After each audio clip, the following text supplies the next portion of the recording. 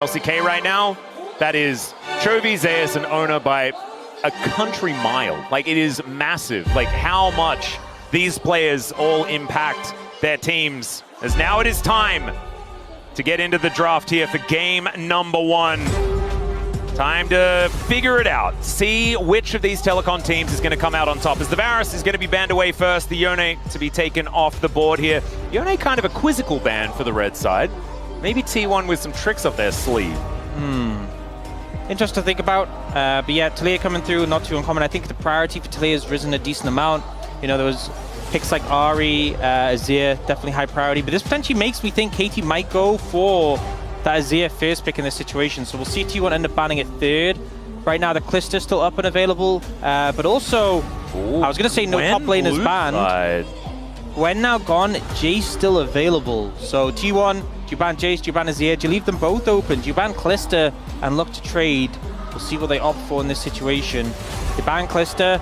Oh, but now, so this is really interesting, right? Because I feel like KT very happy to pick something like an Azir, but the Xin Zhao is also up. So Oner can get arguably his best champion, but Rumble is also there. Huge scream from the crowd here as BDD is going to lock in his signature champion, which is also Faker's signature champion, along with a lot of other champions that I think he's allowed to have a lot of signatures given the fact that he is the GOAT by a decent margin. I think, do you just go, I was going to say, Jace Xin Zhao in this situation, but instead of opting for Rumble Xin Zhao, so KT will presumably take the Jace side off the matchup and maybe look to secure their jungler as well. With Xin Zhao gone, we've seen often the tank, you could pick a tank jungle into it, you could pick Neferi, but instead going for the Jhin, denying that away from Guma, and then going for the Galio into the Rumble instead of the Jace.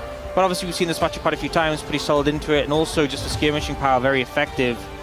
This opens the door for a Cuz Viego angle as well. It's what it kind of feels like to me. I mean, you could. I'm not so convinced it's the right call, but you could go the Viego. He was very good on the champion. He was. I agree with you. The Paperman situation is still definitely a thing. Ari comes in for Faker in this situation. Faker's signature champion. Oh, their signature, yeah. T1 pretty happy with the top side in this situation. And now KT have the opportunity to ban away AD carries if they want to, having secured their own, but looking instead at the support role.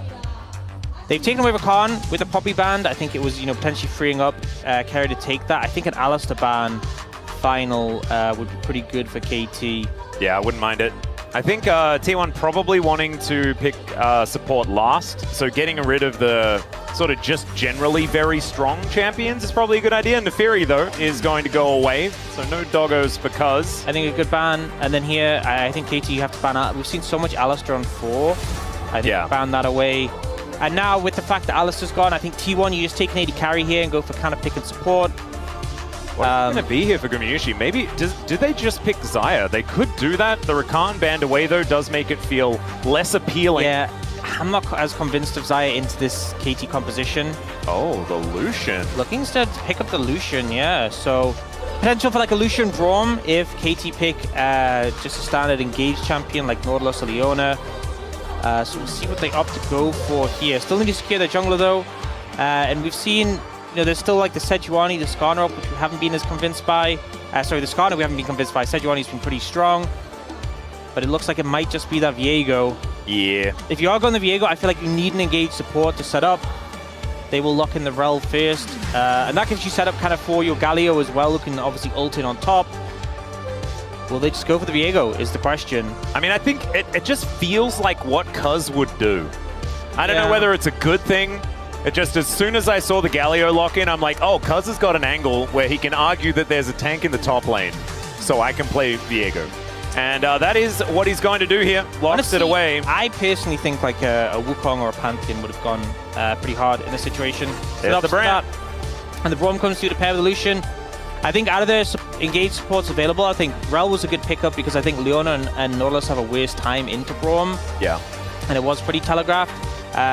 But yeah, so I think, the Rel, pretty important for the side of KT. I think they're happy with their lane matchups overall, but T1's team fighting pretty powerful. And a lot of skirmish power as well. The Braum, Xin Zhao, Lucian, that trio really powerful with how those two very quickly stack up the Braum passive. So something to be cautious about, especially before Cuz has ultimate. I think you really need to be a bit careful of how those skirmishes go. And also Jhin into Braum feels really sad. Yeah. If he blocks one of your fourth shots, it's so much damage mitigated, and then you're fumbling with the bullets, you're trying to reload.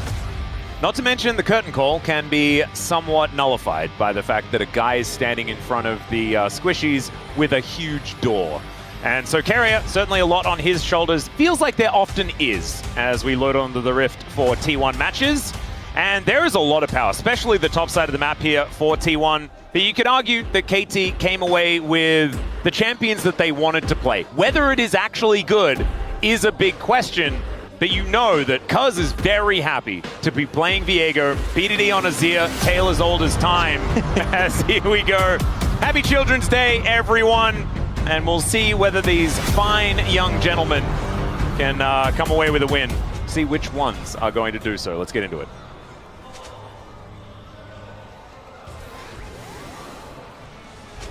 소환사의 협곡에 오신 것을 환영합니다.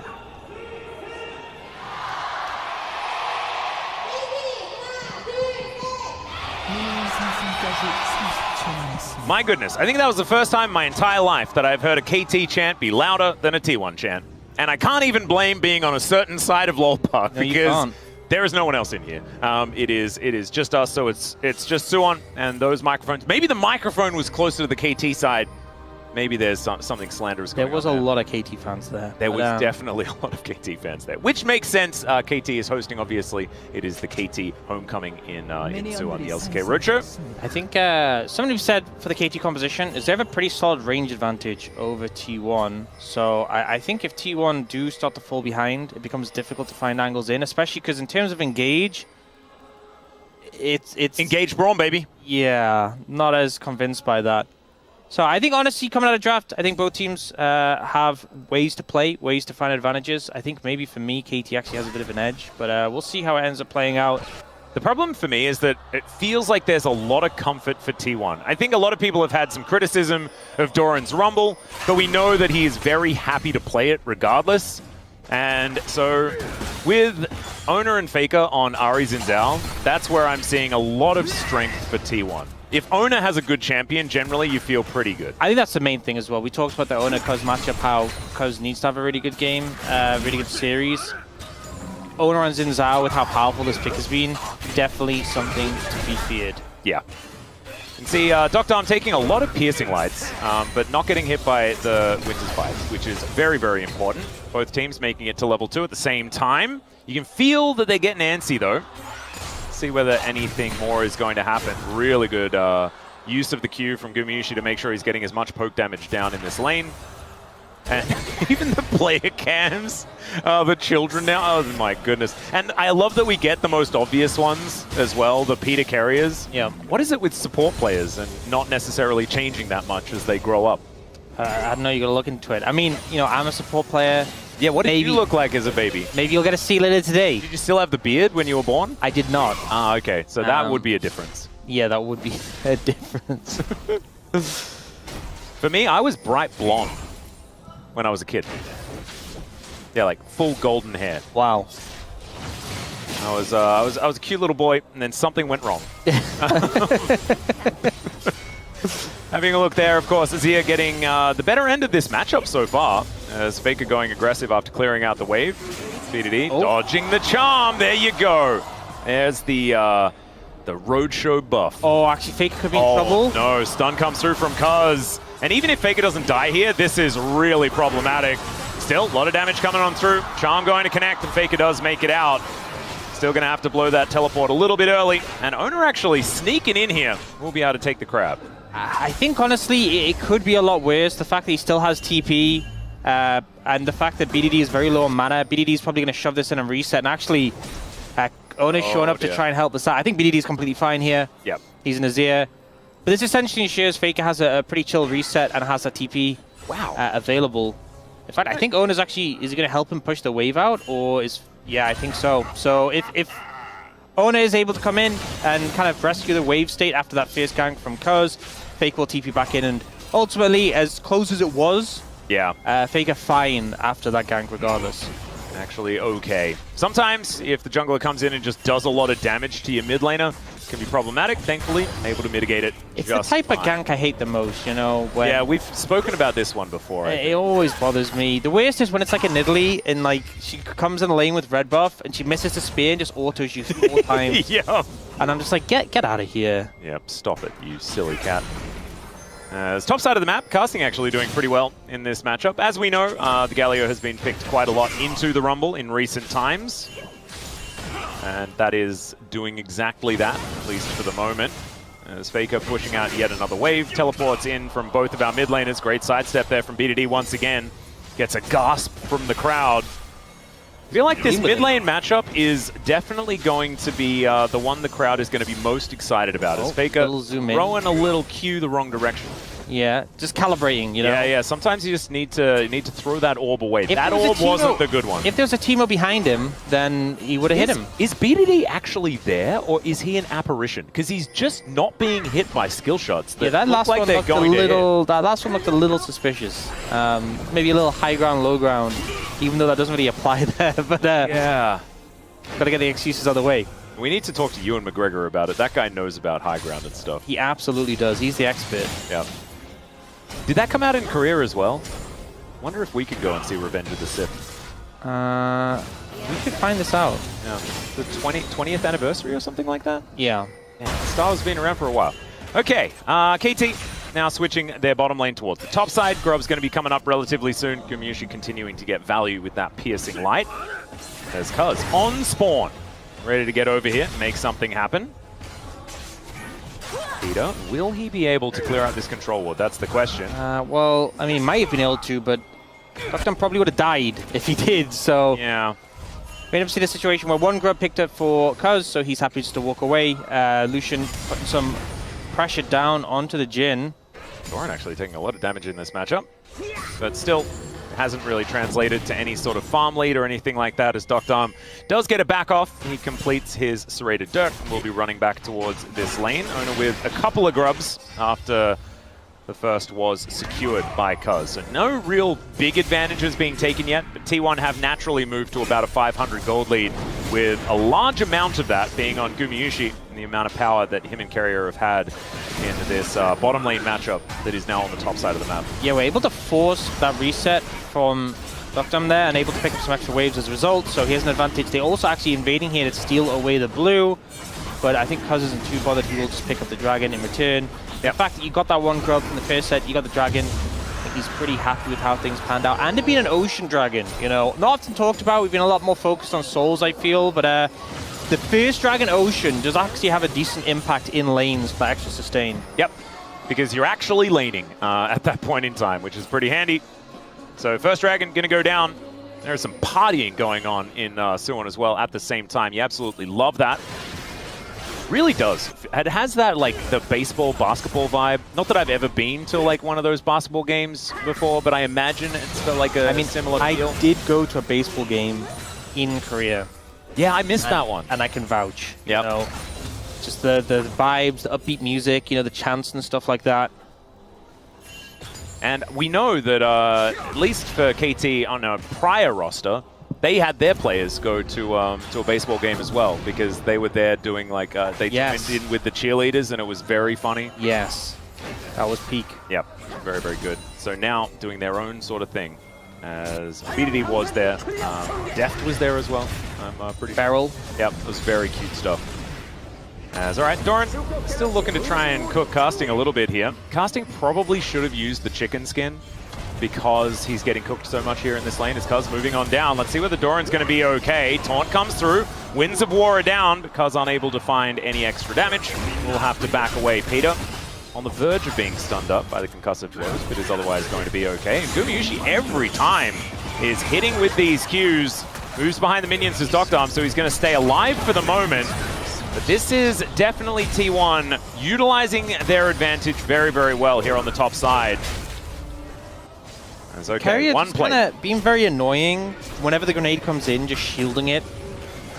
You know, it's not really, like, it's not that much damage, but just constantly doing that every time just means they're not getting pressure back in return. And you can see constantly Doctor and Peter just on the back foot in this lane matchup. You know, already almost a 600 gold lead in favor of Guma with no kills. Well, BDD almost naturally able to grab himself a plate, but not quite able to. I thought you were going to say a 1 gold lead. Yeah, he does have a 1 gold lead. Yeah. That is there. He could have almost made it a 100 gold lead, but wasn't able to. Now is able to extend it a little bit because he's able to get the shove in, but a teleport from Faker will bring him all the way back. BDD with his teleport coming up as well, as they're on the same timer. And it is going to be the Rod of Ages for the Ahri. We've seen a little bit of a move away from this with people going more damage-focused builds. I will say, though, the Catalyst is pretty solid in lane, and considering it's been a little bit rough going up against the Azir so far, I think maybe that could be a reason for it, or maybe just appreciating that bulkiness when we do get to those fights. Yep. I do respect it. Does mean that the Liandry's that BDD is building first is going to find a little bit more value. Yeah, oh yeah. That is okay. Casting back into lane, and no real advantages picked up from anywhere.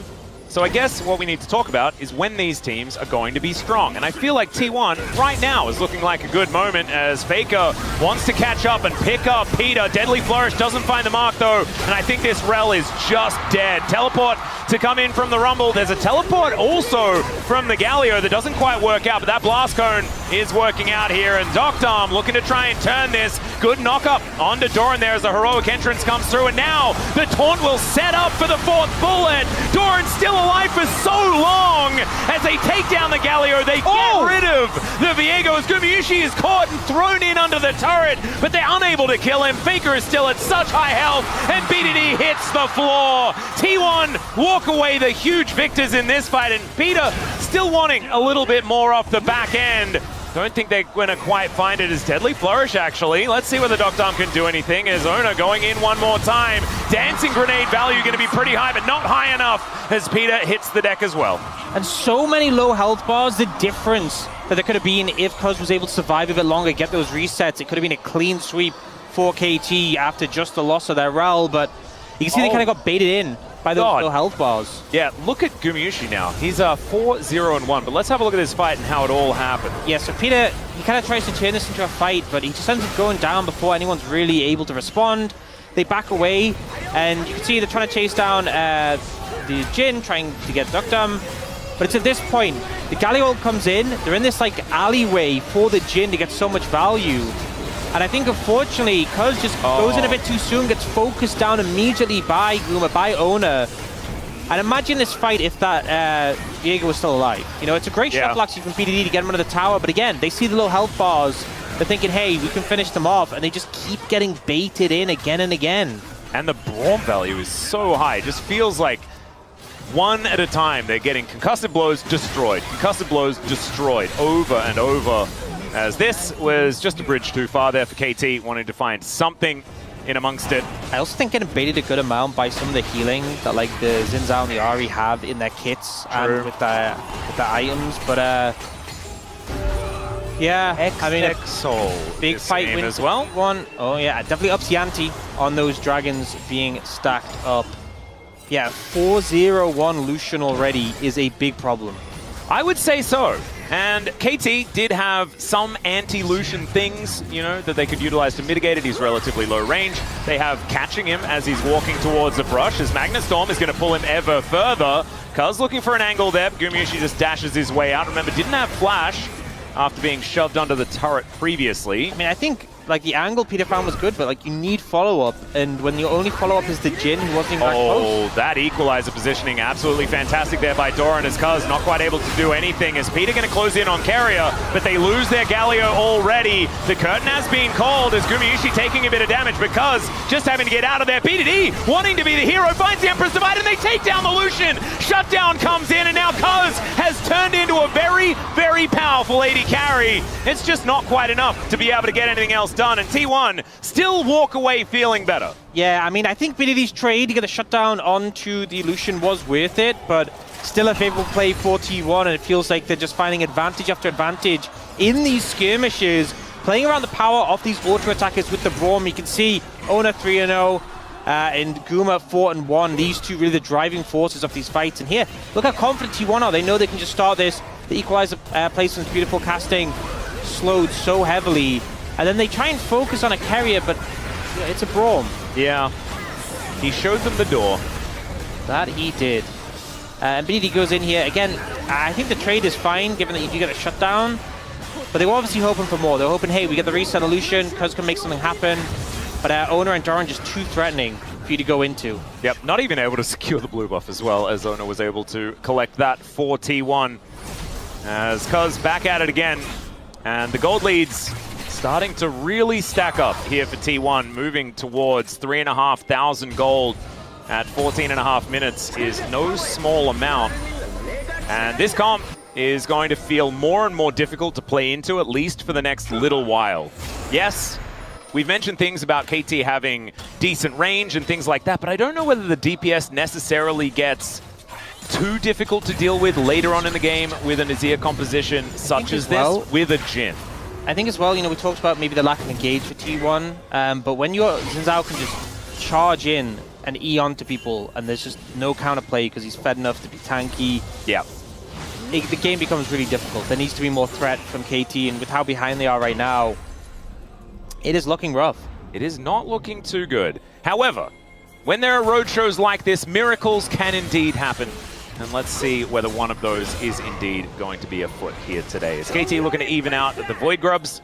We don't have any feats of strength outside of the feats of warfare that T1 have put together so far, so still looking for first turret and still looking for these objectives. This is not going to get anything for anyone though, as they've shared. Turret likely to go down in the bot lane any second, so T1 should be able to secure those.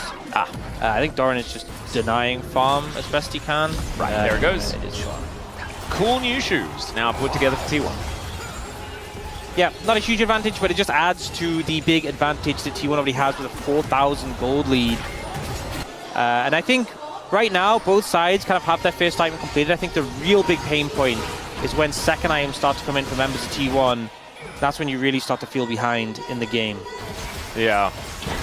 KT still, they have a lot of wombo potential. I feel like there is some of these like big moment opportunities for a composition like this. If they can get Peter into a good position, find a Magnet Storm, get that first kill, could be absolutely huge. But I'm starting to feel like T1 are looking a little more like their old selves rather than some of the woes that we've been seeing in some other matches.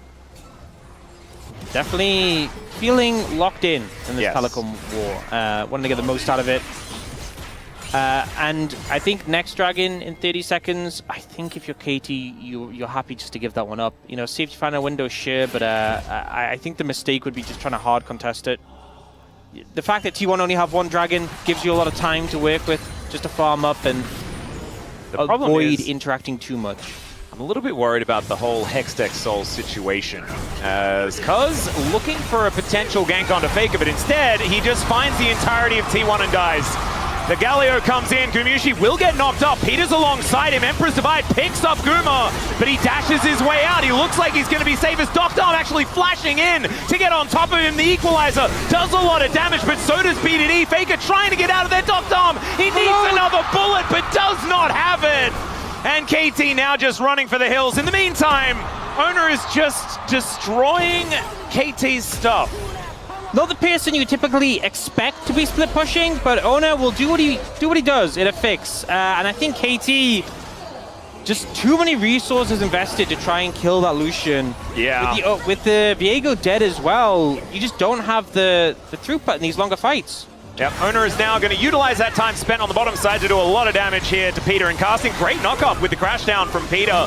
Will keep Casting alive at least as Doran tanks up the turret for a long time. Cuz wanting to make his way in, wastes no time as he flashes forward. This could be some resets as Keria puts up the door and Cuz still looking for more, but look at that. It's the concussive blows. It is so difficult for KT to deal with as the bullets coming on through there. Great dash to bait in Casting from Gumayusi. And KT just cannot find an angle. Nope, they absolutely can't. Too much of a deficit, and as you said, the concussive blows so quick to stack those up. Anyone who goes in is just at risk of being focused down, and here we see Cuz not aware he's on a ward, ends up getting focused down, and you need the Viego alive for these longer fights, because they turn onto Guma, but he survives for such a long time. The shuffle from BDD, I think he should have shuffled in towards Doctorm there, because in the end he has to flash in for him.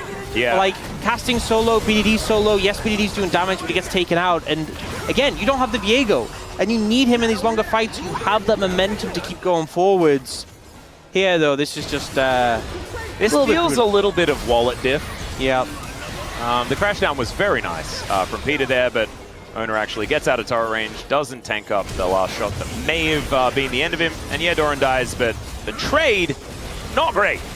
I think it's one of these situations where baited a bit by the flash, but even if he had ulted Keria, he wasn't going to die. And the turnaround is so quick from the side of T1.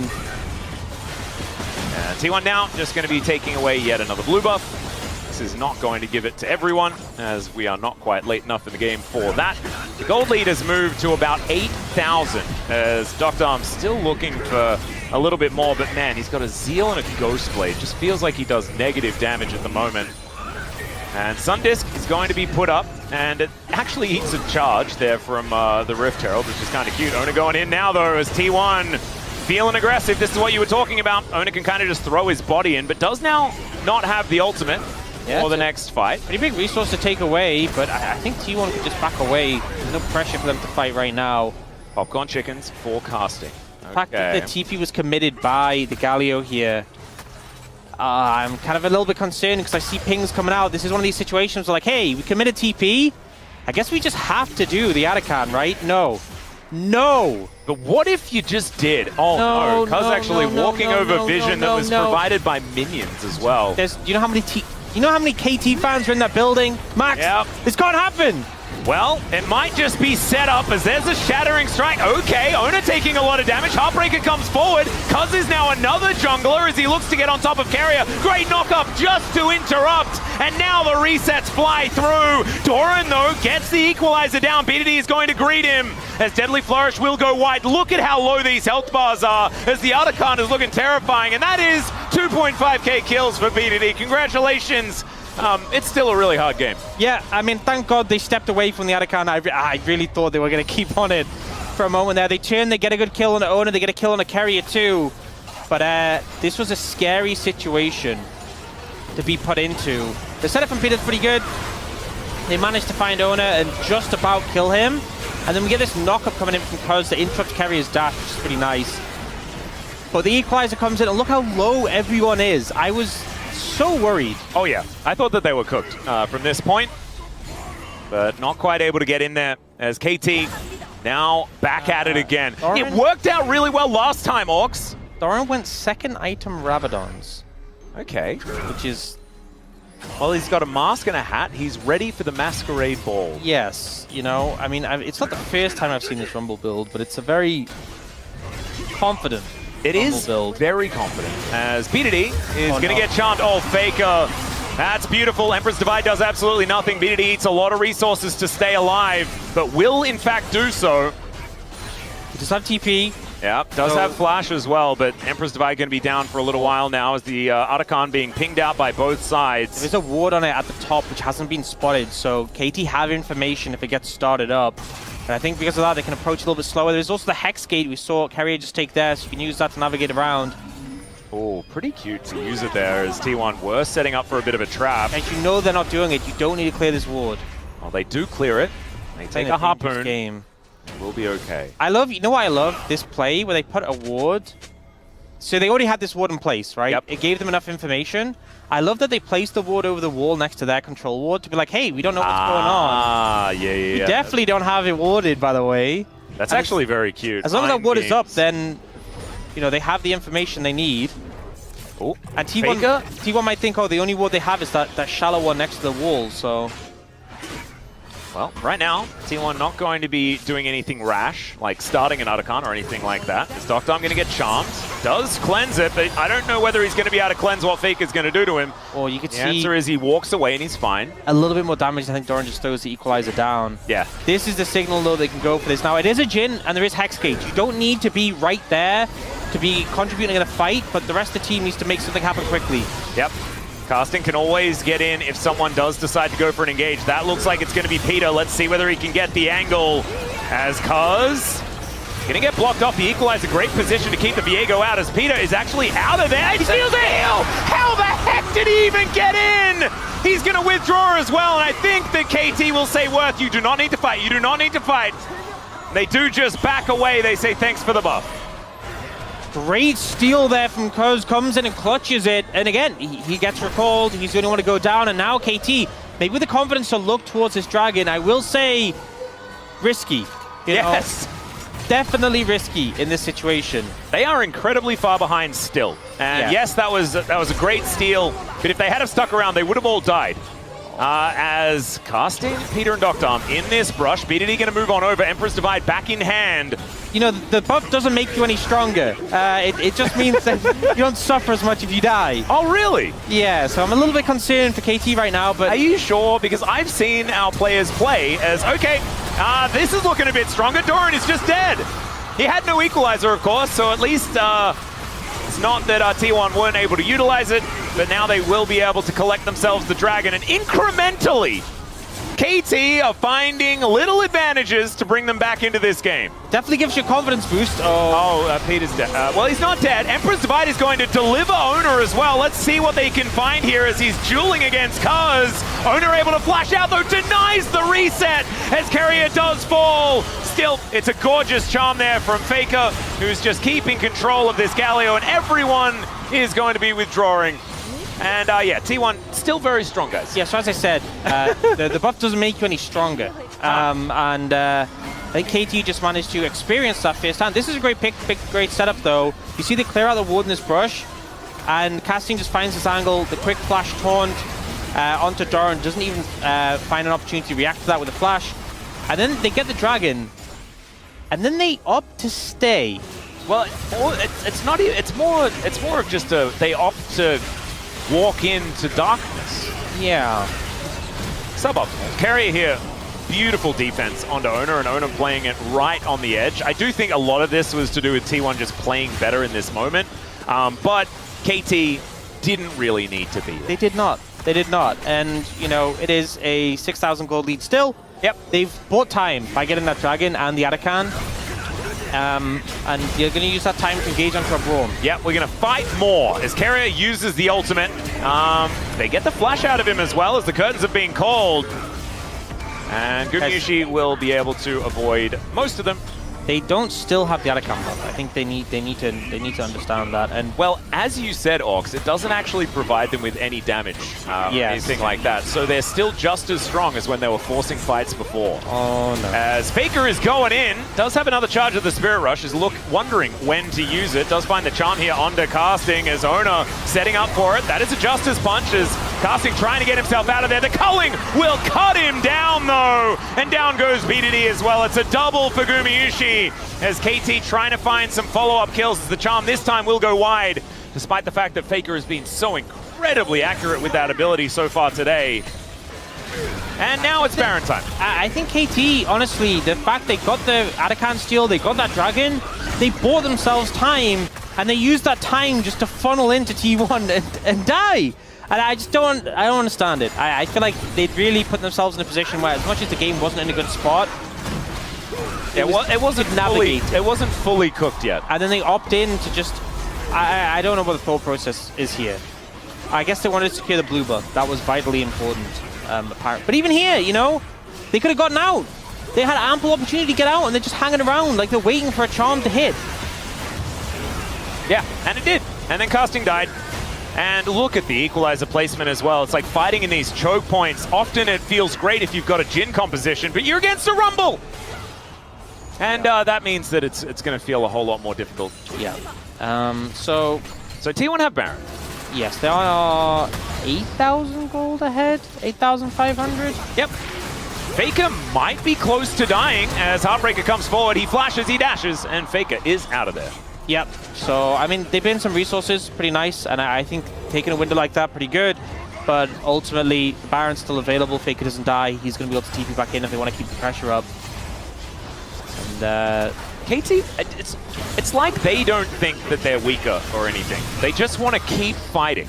Yeah, they're just oblivious to the concept of you know, often teams are like, okay, the AD carries a whole item on ours. They don't understand what weakness is, Orcs. That's how it works. You're so right. Equalizer goes down. There's a Glacial Fissure as well as Faker. Gorgeous wraparound, and you kill the Viego, and you cut the legs out from under KT.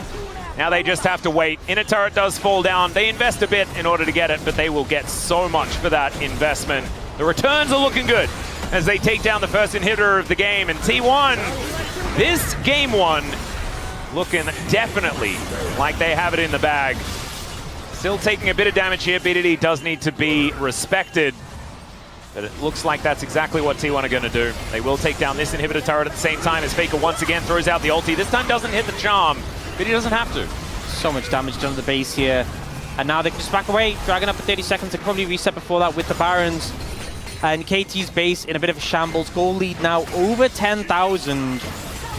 Do you want to hear the code? I got the code. Hit me with it. So now, KT's lanes are going to be consistently pushing in. They can get farm on their carries. That's so true, actually. And they managed to get the most recent Hextech Dragon. And so it's only Soul Point that T1 are able to pick up. Yes, exactly. So it was all planned. You need to buy, like, okay, never mind. They are so far away from their base. And now T1 are looking to cut them down once again. Casting in an awkward spot. Magnetstorm connects onto just Faker as now Oner goes in and buys so much space. Casting able to flash his way out, but Oner is able to follow him. Doran goes golden in the nick of time as well as KT are just losing members one after the other. But BDD finding a huge shuffle. Gumayusi, my God, the damage is absurd.